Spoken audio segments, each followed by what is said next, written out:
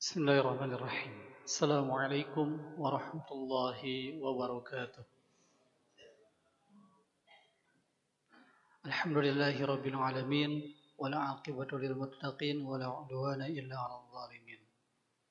Asyhadu an la ilaha illallah wahdahu la syarika lah wa asyhadu anna Muhammadan 'abduhu wa rasuluhu alladzi la nabiyya ba'dah. Allahumma salli wa sallim wa barik ala sayyidina Muhammad وعلى آله وصحبه أجمعين اللهم انفعنا بما علمتنا وعلمنا ما ينفعنا وزدنا علما. Semoga Allah menerima seluruh amal-amal yang telah kita lakukan dan mengampuni seluruh dosa yang telah kita perbuat. Amin ya Allah ya Rahman. Bapak dan Ibu, semoga Allah merahmati kita semuanya. Di Selasa ini, sebagaimana yang disampaikan di Selasa kemarin, bahwa kita akan membahas daftar pertanyaan. Di depan saya sudah ada beberapa pertanyaan yang telah disampaikan oleh Bapak dan Ibu. Ya. Bismillah, kita coba bahas ya. Pertanyaan pertama. Assalamualaikum warahmatullahi wabarakatuh. Waalaikumsalam warahmatullahi wabarakatuh. Izin bertanya Pak Ustaz, apa perbedaan ayat 3 dan 5 surah Al-Kafirun? Kenapa penulisannya berbeda di bagian akhir? Bacaannya sama tetapi artinya berbeda. Baik, Bapak dan Ibu, Al-Quran itu adalah kalam Allah. Dan ia mencakup seluruhnya. Dalam hal penciptaan, Allah menegaskan di surah Ali Imran, Rabbana ma khalaqta hadza batila. Bahwa Allah menciptakan apapun sesungguhnya tidak ada yang sia-sia. Nah, terkait dengan kalamnya, dengan firman-Nya pun kenapa berulang? Sesungguhnya bukan hanya sekedar artinya yang sama, tetapi di sana pasti ada maksud yang lebih spesifik lagi. Ya. Selain di surah Al-Kafirun, ayat yang ketiga dan kelima ini yang persis, juga ada contohnya di surah Ar-Rahman. Yang sampai kalau nggak salah 33 kali Allah mengulang ayat yang sama. Hafal Bapak Ibu ayatnya apa? Fabi ayyi ala'i rabbikuma tukadziban. Lalu nikmat Tuhanmu manakah lagi yang kamu dustakan? Kita membacanya seperti itu. Betul kalau secara sekilas cukup seperti itu. Tapi kalau diperdalam sesungguhnya setiap ayat dari ayat yang sama pelafalannya pun sesungguhnya itu ada maksud yang lebih spesifik. Maka kemudian dari Al-Quran itu selain ada ilmu namanya ilmu tajwid. Kita kan sedang membahas ilmu tajwid ya Bapak Ibu ya.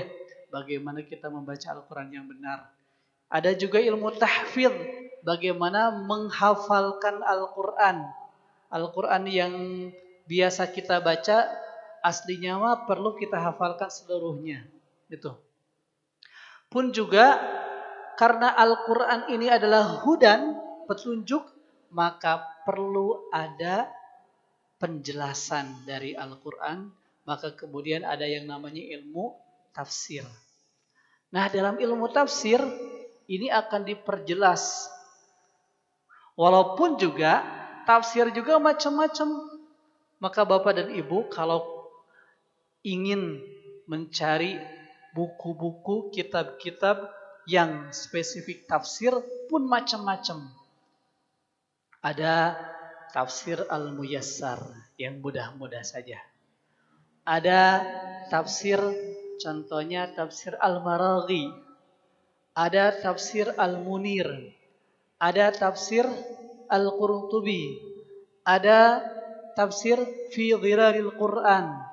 Yang Indonesianya ada tafsir Al-Misbah. Ada tafsir Al-Azhar. Begitu banyak macam-macam tafsir, ya. Dan itu hakul yakin saya dengan keyakinan yang benar, mereka para ulama yang telah membuat kitab tafsir itu belum selesai. Pasti ada kajian-kajian dari berbagai halnya. Ada dari sisi bahasanya, ada dari sisi angka-angka yang tersebutkan dalam Al-Qur'annya, termasuk juga tentunya penjelasan yang aslinya. Nah, terkait dengan di surah Al-Kafirun ayat yang ketiga dan ke-5 yang pelafalannya sama, yang kalau kita nggak hati-hati Bapak dan Ibu bisa beres-beres baca Al-Kafirun, ya. Qul ya ayyuhal kafirun la a'budu ma ta'budun wa la antum 'abiduna ma a'bud wa la ana 'abidum ma 'abadtum wa la antum 'abiduna ma a'bud lakum dinukum waliyadin. Nah, dikata wala antum 'abiduna ma a'bud. Ayat yang ketiga dan kelima ini persis. Bapak Ibu hati-hati ya, jangan sampai sudah 5 ayat wala antum 'abiduna ma a'bud wala ana 'abidum ma 'abadtum wala antum 'abiduna ma a'bud wala ana 'abidum ma 'abadtum wala antum. Kita iraha beres nah. Ya. Ada yang pernah mengalami hal seperti itu Bapak Ibu? Ada? Ya, kendah sama manusiawi ya. Saya pun pernah ada anak-anak yang coba menyetorkan hafalan surah Al-Kafirun dan gak beres-beres. Akhirnya ketika saya kebagian ngimam salat tarawih, ya, salat pas witirnya saya jadi hati-hati juga. Khawatir pas ngimam tuh beres-beres. Baik. Dari satu atau dari sebagian ulama yang memberikan penafsiran tentang ayat yang ketiga dan kelima ini, lafadznya sama, wala antum abiduna ma a'bud. Kalau saya lihat sebenarnya kalau secara penulisan sama, tapi secara arti katanya berbeda. Betul. Mau dibedakan ataupun mau disamakan sebenarnya secara kata per katanya sama. Namun secara maksud yang detailnya ada sedikit perbedaan. Wala antum abiduna ma a'bud. Dan tidaklah kalian orang-orang kafir abiduna, para penyembah, ma a'bud, apa yang aku sembah. Itu arti secara letterleknya. Nah, ternyata kalau di ayat yang ketiga, kata ulama yang menafsirkan hal ini, maksudnya ini lebih kepada objek yang diibadahi. Bahwa kita orang beriman, beribadahnya hanya kepada Allah. Sedangkan orang-orang kafir beribadahnya kepada selain Allah. Spesifik di zaman Rasul berarti ada Tuhan-Tuhan lain selain Allah.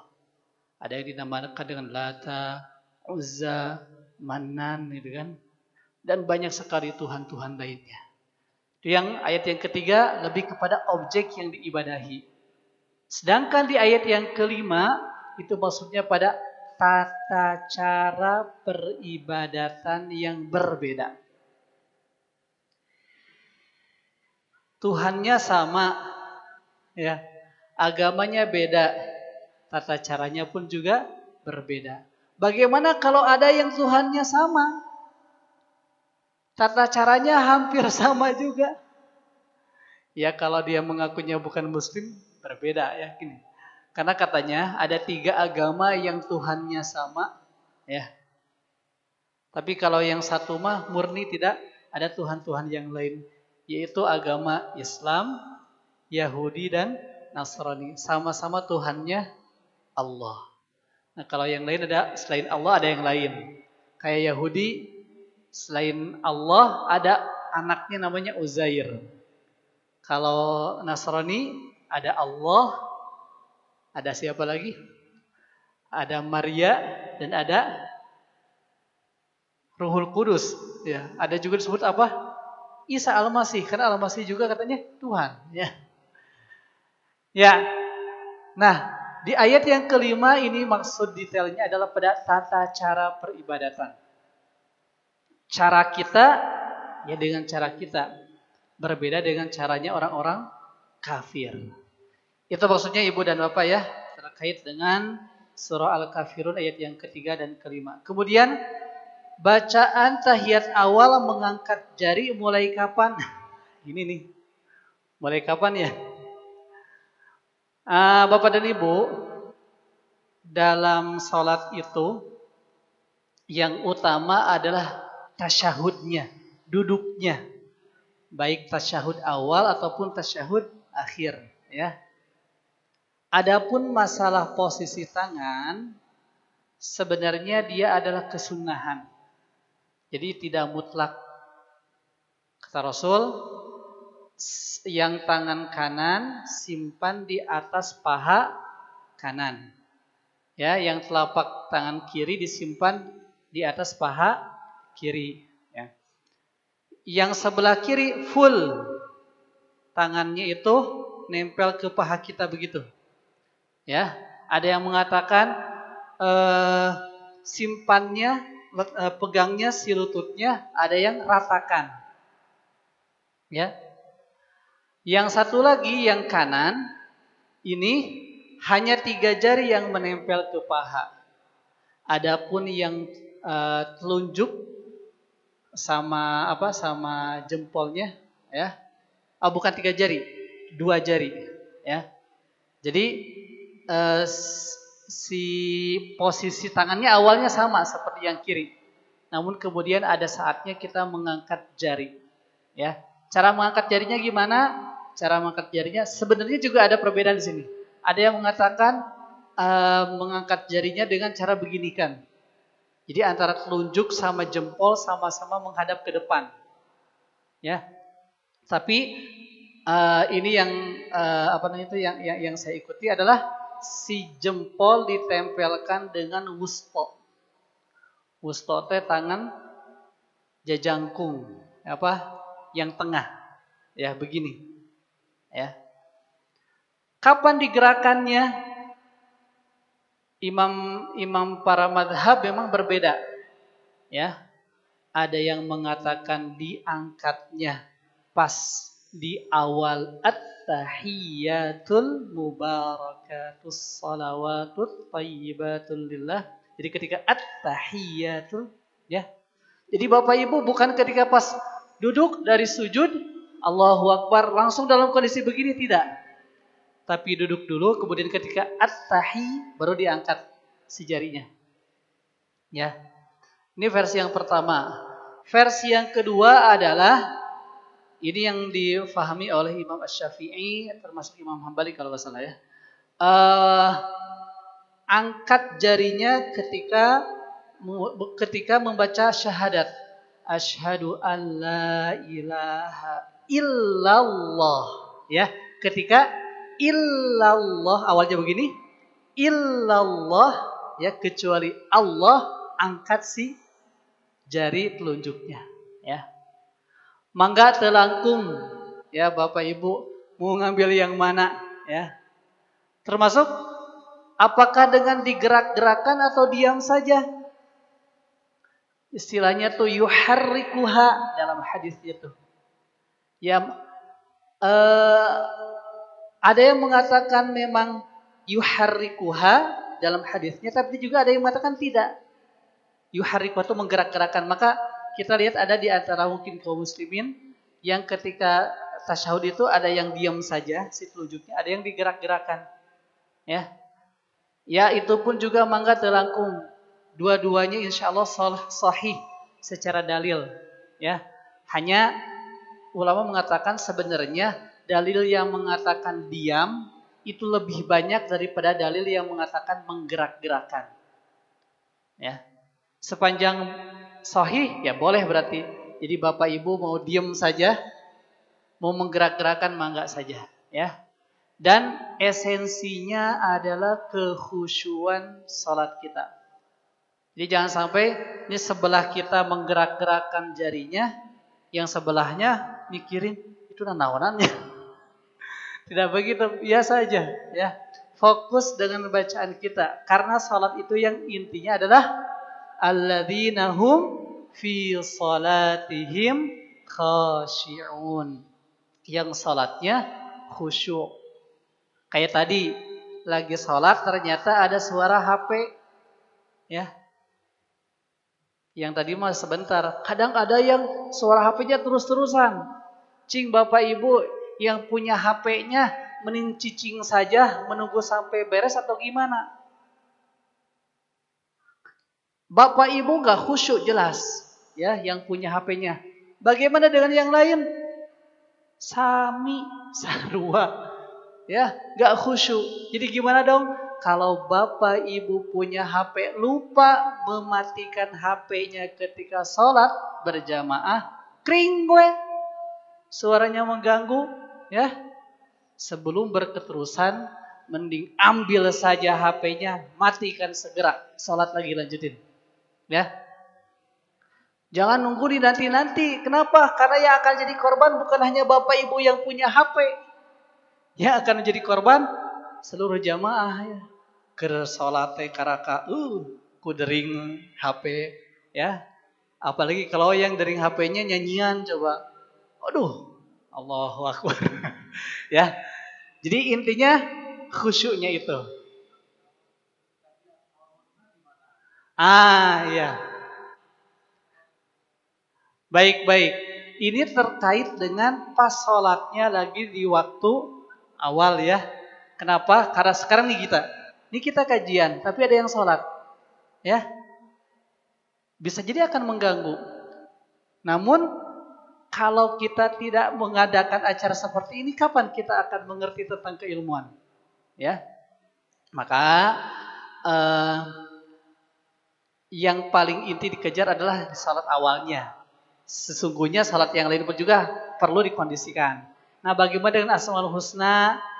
Ya, wallahu a'lam. Kalau ini sudah keputusan institusi. Sebaiknya kalaupun mau coba baca Asmaul Husnanya mungkin di awal sebelum salat zuhurnya mungkin. Ya, tapi kan mungkin kurang. Iya. Ya, sebenarnya sih pasti ada mengganggunya, ya. Ya Allah, ya Rahman. Baca salat, Bismillahirrahmanirrahim. Alhamdulillahirrahmanirrahim. Ar-Rahman, Ar-Rahim, Al-Malik, Al-Qudus, As-Salam. Jadi mengikuti bacaan Asmaul Husna gitu, ya. Ya. Wallahu alam. Kalau saya sih kalau boleh menyarankan mending bacanya sebelum salat gitu. Biar yang lain aman, ya. Tapi kan sebelum sholat juga ada sholat sunnah qabla zuhurnya, kumaha tah?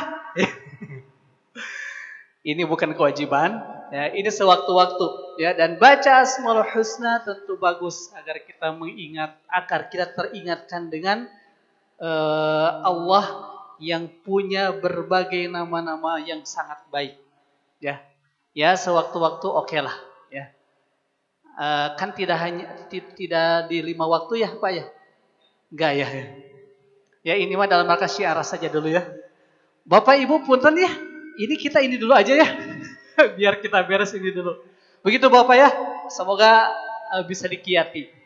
Kemudian dan tahiyat awal itu sampai kalimat mana? Oh, tahiyat awal sampai sholawat.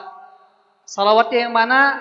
Kalau bisa sampai fil alamina innaka hamidum majid. Kalau bisa. Kalau memang tidak memungkinkan karena lagi buru-buru, mangga sampai Allahumma sholli ala Muhammad, Allahu Akbar. Ya, gitu. Minimalnya. Kemudian kita lanjut dulu Bapak Ibu, ya.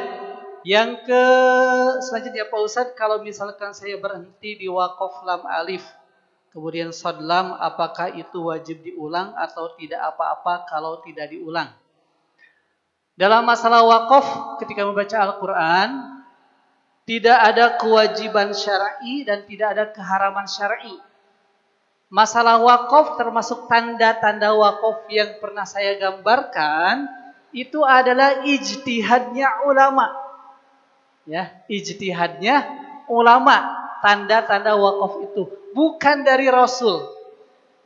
Maka Bapak Ibu akan menemukan ketika tanda wakaf di mushaf Indonesia dengan mushafnya Madinah atau Timur Tengah terkadang berbeda. Ya, kenapa? Karena ijtihad. Namun kita sebagai orang biasa yang bukan ulama, ya ikutilah ijtihadnya ulama. Jangan kemudian kita yang bukan ulama ikut-ikutan berijtihad padahal kita bukan kapasitasnya, ya.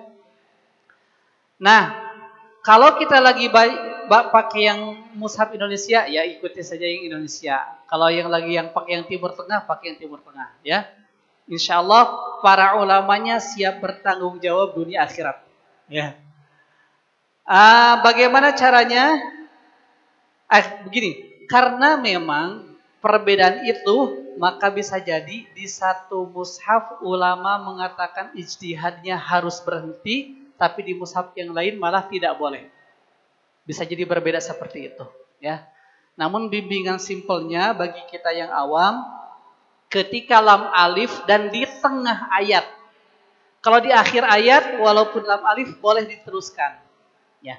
Kalau lam alif dan di tengah ayat sebaiknya diulangi bacanya. Apakah 1, 2 atau 3 kata sebelumnya, ya. Itu. Kalau lam alifnya, tanda lam alifnya di tengah ayat. Kalau di akhir ayat, lanjutkan saja. Bagaimana kalau tanda shad sama lam? Shad, lam begini ya, sili.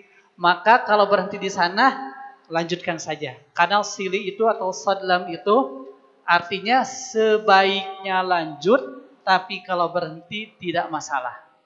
Begitu, ya. Baik. Yang keempat, izin bertanya Pak Ustadz, apabila membaca surat yang panjang dalam salat di rakaat pertama, kemudian apakah ketika membaca ayat lanjutannya di rakaat kedua pakai bismillah atau langsung? Bismillah itu harus disepakati dulu, dia itu bagian ayat dari surat tersebut atau bukan. Ya, seperti contohnya Al-Fatihah. Kalau kita baca contohnya ini langsung Bismillahirrahmanirrahim. Alhamdulillahirabbil alamin. Baca bismillahnya. Bisa jadi nanti ada sewaktu-waktu Bapak bermakmum pada orang yang bacanya tiba-tiba langsung Alhamdulillahirabbil alamin. Arrahmanirrahim. Tidak baca bismillah. Tiba-tiba langsung baca Alhamdulillahirabbil alamin. Pertama nih, mengenai bismillah intinya adalah dia masuk ayat atau tidak. Bagi saya dalam Al-Fatihah Bismillahirrahmanirrahim adalah ayat daripada Al-Fatihah. Maka saya ketika membaca Al-Fatihah dalam salat ataupun bukan di luar salat mesti baca Bismillahirrahmanirrahim kalau saya. Karena saya memahami Bismillah bagian daripada ayat. Namun bagi mereka yang memahami Bismillahirrahmanirrahim bukan bagian daripada ayat Al-Fatihah, mereka memahami Al-Fatihah dimulai dari Alhamdulillahirabbil alamin, mangga telangkung baca Bismillah boleh, tidak pun juga tidak apa-apa. Sekarang kalau di luar Al-Fatihah Bismillahirrahmanirrahim bagian surat atau bukan? Nah, sebenarnya kalau di luar Al-Fatihah Bismillahirrahmanirrahim itu fungsinya sebagai pemisah antar surah. Sudah Al-Fatihah ada Bismillahirrahmanirrahim kemudian isi Al-Baqarah. Udah beres Al-Baqarah ada Bismillahirrahmanirrahim kemudian isi surah Ali Imran. Jadi bukan bagian daripada surah tersebut. Kecuali ayat di surah An-Naml di halaman yang ketiga, surat risalah yang dikirimkan oleh Nabi Sulaiman kepada Ratu Balkis. Di sana memang ada kata Bismillahirrahmanirrahim. Isinya innahu min Sulaiman wa innahu Bismillahirrahmanirrahim. Itu memang jelas kata Bismillahirrahmanirrahimnya tersebutkan. Maka itu perlu disebutkan. Nah, kalau sekarang kita membaca surat-surat yang lain selain Al-Fatihah setelah amin, maka baca bismillah itu boleh, tidak baca bismillah pun juga boleh sebenarnya. Kenapa? Karena bukan bagian daripada ayat di surah tersebut. Boleh gak di rakaat pertama baca bismillahirrahmanirrahim, rakaat keduanya gak baca bismillah? Gak apa-apa juga. Jadi boleh dua-duanya dibaca, boleh dua-duanya tidak dibaca, boleh juga divariasikan. Yang pertama dibaca bismillah, yang kedua tidak dibaca bismillahnya. Mangga. Hanya saran saya Bapak Ibu, kalau lagi sholat, ya mau baca suratnya isinya yang ayatnya di surat yang sama atau bukan, sebaiknya kalau rakaat pertama kita baca satu surah, rakaat kedua coba ikhtiarkan agar membaca surah yang di depannya. Contohnya, rakaat pertama Bapak Ibu baca Al-Lahab. Tabbat yada abi lahabi wa tab. Rakaat kedua sebaiknya jangan baca An-Nasr. Idza jaa nasrullah atau baca Al-Kafirun. Baca yang setelahnya. Apakah Al-Ikhlas, Al-Falaq, kemudian An-Nas. Jadi maju, bukan mundur. Ya. Kenapa? Karena dulu baginda Rasulullah SAW mencontohkan itu banyaknya tersusun seperti itu. Contohnya, kalau hari Jumat, Rasulullah biasa membaca, kalau lagi Jumatan ya, rakaat pertama surah Al-Jumu'ah. Rakaat kedua surah Al-Munafikun. Itu Al-Jumu'ah dulu kemudian Al-Munafikun. Atau di waktu yang lain baginda membaca rakaat pertama baca Al-A'la. Rakaat kedua baca Al-Ghasyiyah. Itu pun berurutan. Ya. Dalam salat Id. Salat Id rakaat pertama Rasul baca Al-A'la, rakaat kedua baca Al-Ghasyiyah. Atau waktu yang lain rakaat pertama dibaca surah Qaf, rakaat kedua baca surah Al-Qamar. Itu berurutan. Ya.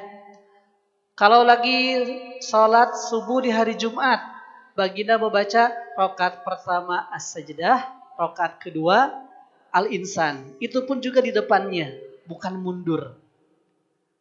Rasul kalau lagi salat sunnah sering membaca rakaat pertama surah Al-Kafirun, rakaat kedua surah Al-Ikhlas. Itu pun juga di depannya. Tuh. Jadi jangan sampai rakaat pertama Al-Ikhlas, rakaat kedua Al-Kafirun gitu ya. Mundur. Ya, surahnya mundur. Itu tidak direkomendasikan. Apalagi kalau surah yang sama karena suratnya yang panjang, rakaat pertama baca yang di belakangnya, rakaat kedua baca yang di depannya. Itu tidak rekomendasi sekali. Ya, begitu Bapak Ibu ya. Selanjutnya Pak Ustadz bukannya tanya jauh seputar tajwid, betul seharusnya memang seputar tajwid. Ternyata pertanyaan dari jamaah bebas. Kira-kira gak akan kewalahan ya? Ya bisa kewalahan bisa tidak Ibu Bapak ya. Kalau begitu boleh gak saya mau menanyakan tentang tauhid? Mangga kalau memang bisa saya jawab. Intinya karena kita belajar Islam itu global semuanya ya. Yang simpel-simpelnya bisa kita gunakan. Kemudian setiap kita nanti punya spesialisnya. Ini di perkuliahan juga kan kita lihat yang kuliah agama juga beda jurusannya. Ada ilmu hadis, ada tafsir Al-Quran, ada ekonomi Islam, ada kerumah tanggaan atau apa lupa lagi ya. Hukum Islam gitu kan. S2-nya juga begitu. Tapi sesungguhnya para ulama, para pelajar Islam ya mesti tahu yang pokok-pokoknya minimal. Yang detailnya silakan masing-masing. Ya, saya pribadi memang saat ini coba memfokuskan di tajwid, tahfidz dan lagi berikhtiar agar bisa menguasai di sisi tafsirnya juga, ya. Tentu yang global juga perlu kita pelajari. Wallahu alam seperti itu rupanya Bapak Ibu ya. Sudah jam 1 kurang seperempat. Silakan Bapak Ibu bisa lanjutkan aktivitas masing-masing. Semoga ini menjadi ilmu yang bermanfaat bagi kita semuanya. Subhanakallahumma bihamdika asyhadu an la ilaha illa anta astaghfiruka wa atubu ilaik. Assalamualaikum warahmatullahi wabarakatuh.